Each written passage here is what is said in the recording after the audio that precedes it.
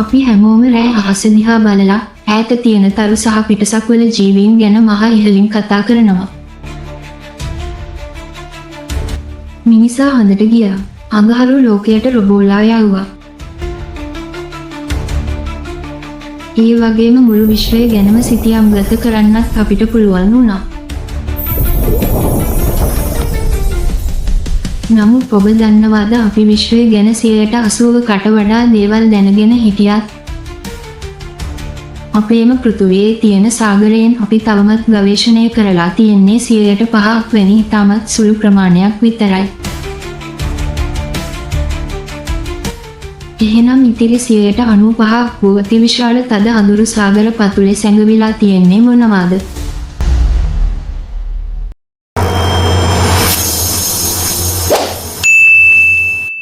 විද්‍යාඥයන් පවා මවිත කරපු මෙතෙක් මිනිසෙකු දැක නැති අద్භූත ජීවීන් සහ මහා සාගර පතුලට බිලිවුණු දියුණු නගරවල රහස් සොයා යන අద్භූත ගවේෂණයයි මේ. වීඩියෝව අවසාන වෙනකම්ම බලන්න. මොකද අවසානයේ ඔබට අදහා ගන්න බැරි වෙයි.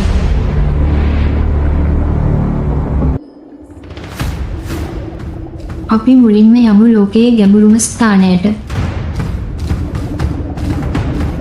ඒ තමයි පැසිෆික් සාගරයේ තියෙන මරියානා අගාධය. මෙහි ගැඹුර කිලෝමීටර් 11කට වඩා වැඩි. ඒ කියන්නේ එවරස්ට් කන්ද මේ අගාධය ඇතුළට දැම්මත් කන්දේ මුදුනටත් වඩා තවත් කිලෝමීටර් 2ක් මුහුදු වතුර තියෙනවා. මෙච්චර ගැඹුරු තැනකට සූර්යාලෝකය පොඩ්ඩක්වත් වැටෙන්නේ නැහැ. වතුරේ පීඩනය කොච්චරද කිව්වොත් සාමාන්‍ය මිනිසෙක් ගියොත් එක තත්පරයකින් හැමරිලා විනාශ වෙලා යනවා. නමුත් මේ දරුණු පරිසරයේ අමුතුම ජීවීන් පිරිසක් ජීවත් වෙනවා.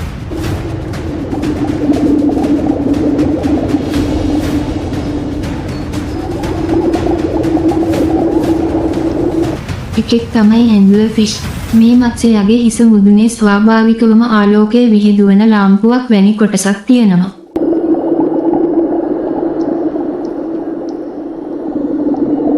තද අඳුරේ ඉන්න අනිත් මාළු මේ ආලෝකය දිහාට ඇදිලා එද්දි ඇන්ග්ලර් ෆිෂ් වුණු ගොදුරු කරගන්නවා. උගේ කට ඇතුලේ තියෙන්නේ වීදුරු වගේ තියුණු වියකරුදත් පෙලක්.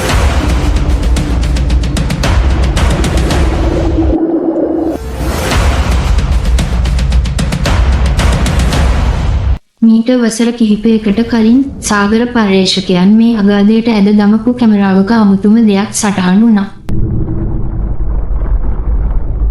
සාමාන්‍යයෙන් ගැඹුරු මුහුදේ ඉන්නේ කුඩා ජීවීන් වුණත් කැමරාව අසලින් මීටර් 15කට වඩා දිග දැවැන්ත මෝරෙකු වැනි ජීවියෙක් ගමන් කළා.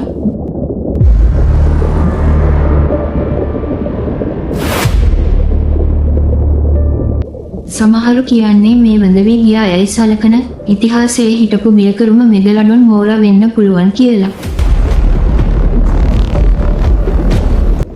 තවත් සමහරු කියන්නේ මේ මිනිසා මෙතෙක් හඳුනා නොගත් අලුත්ම අద్භූත මුහුදු රාක්ෂයෙක් කියලයි.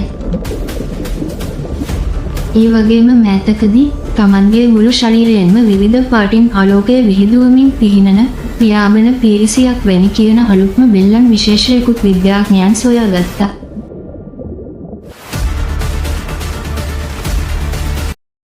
මේ ජීවීන් දකිද්දි හිතෙන්නේ මුහුද යට කියන්නේ වෙනම පිටසක් වල ලෝකයක් කියලා නේද?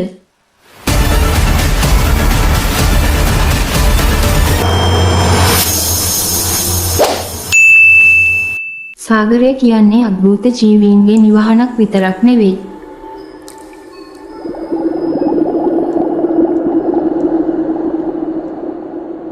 ඒ මිනිස් ඉතිහාසයේ මහා ශිෂ්ටාචාරයන් සංගවාගත් සොහොන් බිමක්.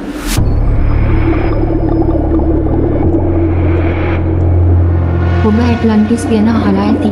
ග්‍රීක දාර්ශනික ප්ලේටෝගේ පොත්වල සඳහන් වෙන විදිහට මීට වසර දහස් ගණනකට කලින් අතිශය දියුණු තාක්ෂණයක් තිබුණු මහා රාජධානියක් තිබුණා. නමුත් එකම එක රැයකින් සිදු වූ මහා භූමිකම්පාවකින් සහ සුනාමියකින් මේ මුළු නගරයම සාගර පතුලට ගිලා බැස්සා.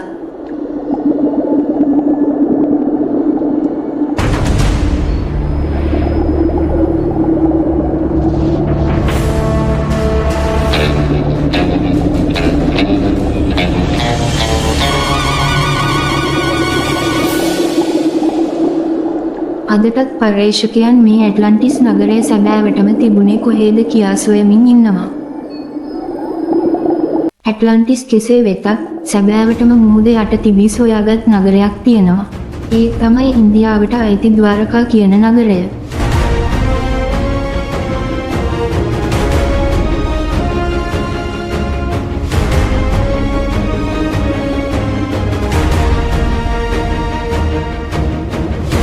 මහාභාරතයේ සඳහන් වන ක්‍රිෂ්ණා දෙවියන්ගේ මේ රන් නගරය ක්‍රිෂ්ණාගේ නික්ම යාමත් සමග සාගරයට බිලි වූ බව ඉතිහාසයේ සඳහන් වෙනවා.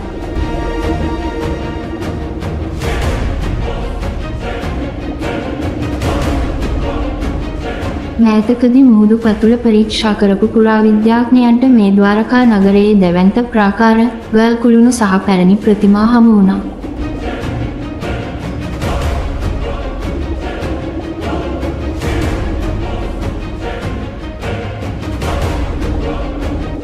මෙය හුදෙක් කතාවක් නෙවෙයි, සැබෑවක් බව දැන් ඔප්පු වී හමාරයි.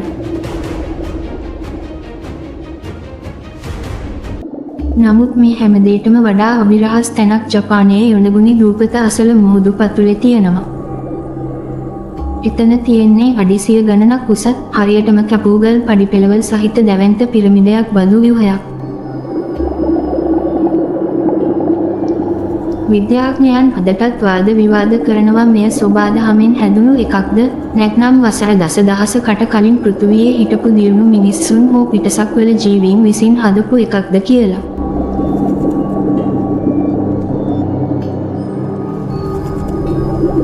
අපි පෘථිවියේ ගොඩබිම ගැන හැමදේම දන්නවා කියලා හිතුවට අපේ පාදවලට යටින් තියෙන මහා සාගරය ඇතුලේ තවමත් මිනිස් ඇසට හසු නොවුණු මහා අභිරහස් දහස් ගණනක් සැඟවිලා තියෙනවා. සමහර විට අපි හොයන පිටසක්වල ජීවීන් ඉන්නේ උඩ අහසේ නෙවෙයි, මේ ගැඹුරු මුහුද පතුලේ වෙන්නත් පුළුවන්.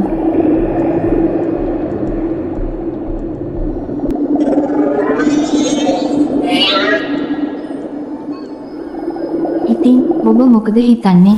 මේ මුහුදු පතුලේ තියෙන නගර සහ අద్භූත රාක්ෂයන් ගැන ඔබේ අදහස පල්ලෙහායින් කමෙන්ට් කරන්න. මෙවැනි කුතුහලයෙන් පිරුණු අභිරහස් වීඩියෝ දිගටම බලන්න අපේ channel එක subscribe කරලා සීනුව ලකුණත් ඔබලා තියාගන්න. වීඩියෝ එකට like එකක් දාලා යාළුවන්ට බලන්න share කරන්න. ලබන සතියේත් මෙවැනිම ලොවම හොලවපු තවත් අභිරහසකින් හමු වෙමු. එතෙක් ඔබට සුබ දවසක්.